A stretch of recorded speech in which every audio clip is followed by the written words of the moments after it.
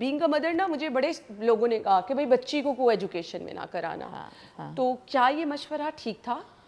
पहली बात तो ये कि मुझे बड़ी खुशी हो रही है और मेरी बड़ी हमेशा से ख्वाहिश रही है कि हम एजुकेशनल इंस्टीट्यूशंस के जो जेन्युइन मसले हैं उनको हम फर्स्ट हैंड डील करें, उन पे बात करें, क्योंकि बात करना आपको पता है मसले का पहला हल की तरफ पहला कदम होता है।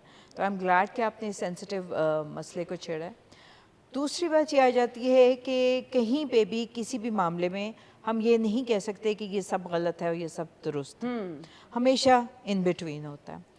आपका जो एजुकेशनल करियर है वो ज़्यादा आप में से छोटी हैं, यंग हैं, मैं उससे भी पीछे चली जाती हूँ, तो उस वक़्त भी हम लोगों ने को एजुकेशन में पढ़ा, काम किया।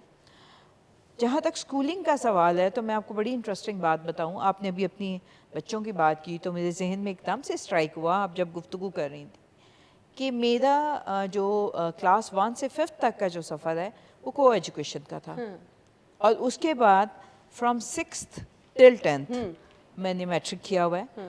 तो तब तक का सफ़र जो था हमारा फिर ऑल फीमेल में था। ठीक है। अच्छा, इंटर फिर मेरा ऑल फीमेल में, और फिर मेरा जो बीएफए था दैट वाज द को एड। ओके। और मैं मेरा ख्याल वाज एग्जैक्टली 18 जब मैं को एजुकेशन में पहुंच चुकी हुई थी। कहने का मकसद ये है कि जो जेनजी हमें प्री हिस्टोरिक समझती है ना, तो हमने ये सारे एक्सपीरियंसेस पर्सनली किए हुए हैं and we have been through that.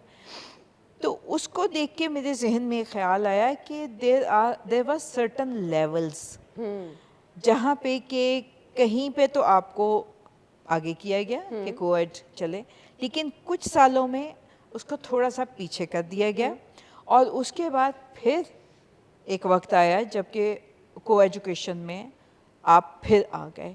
अच्छा, मैं एक दिलचस्प बात ये बताती चलूँ कि मेरा ख़ानदान जो है वो काइंड ऑफ प्रोफेसर्स का है। मेरे वालिद साहब भी प्रोफेसर ही थे।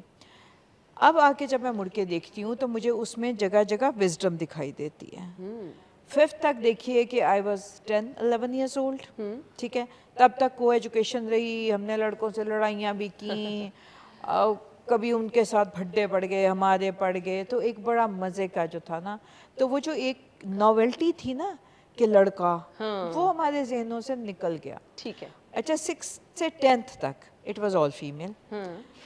वो लड़के या लड़की दोनों की एक बड़ी डेलिकेट एज होती है जिसमें कि आपको खुद नहीं पता होता आपके साथ हो क्या रहा है, exactly. Both physically and psychologically. Yes. Adolescence का जो पीरियड है वो एक बड़ा ही, मैं कहती हूँ कि बड़ा मुश्किल पीरियड होता Yes. है बच्चे और बच्ची दोनों Tricky के होता है लिए, बड़ा। जिसके ऊपर कि हम कभी बात नहीं करते हैं। मैं कहती हूँ कि उस पर हमें बात करने की ज़रूरत है। अच्छा, वो पेरेंट्स के लिए भी बड़ा चैलेंजिंग होता है और समटाइम टीचर्स के लिए भी हो जाता है। बहुत ज़्यादा। और मैं आपको एक बात बताऊं कि इसमें एक बहुत बड़ी ट्रेजेडी जो होती है जो पेरेंट्स के साथ भी होती है। टीचर तो चलो फिर कोई 10 सालों से बच्चे डील कर रहा है ना, हम तो ट्रायल एंड एरर पे सीख रहे होते हैं।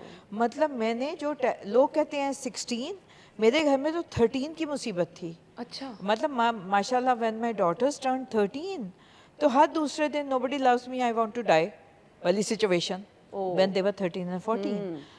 उसमें मैं कहती हूँ कि हमारे माशरे में पेरेंटिंग के लिए कोई सिलेबस नहीं है। Exactly, agree.